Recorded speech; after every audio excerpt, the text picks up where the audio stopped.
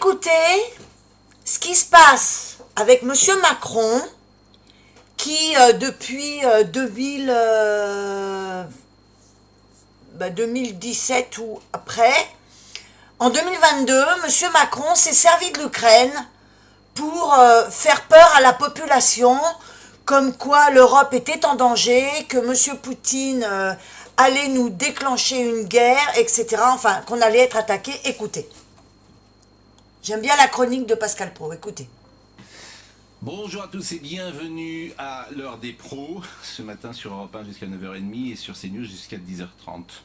Depuis 3 ans, l'Europe, et notamment Emmanuel Macron, ont expliqué que l'Ukraine devait gagner la guerre, que la Russie serait à genoux, qu'elle devait rendre les territoires, que Poutine devrait partir, qu'il en allait de la sécurité sur le vieux continent. Cette position maximaliste reposait uniquement sur l'engagement de l'Amérique, de Joe Biden, dans le conflit. Bah oui. À partir du moment où Trump est élu, bah l'Europe oui. est nue et elle comprend qu'elle n'a pas les moyens de cette ambition. Je ne suis pas un grand spécialiste de poker, mais quand on bluffe, il existe un moment où être démasqué est possible. Au fond, l'Europe a bluffé. Elle est montée au créneau avec une paire de 7 et sa puissance ne reposait que sur celle des États-Unis. Trump a rebattu les cartes.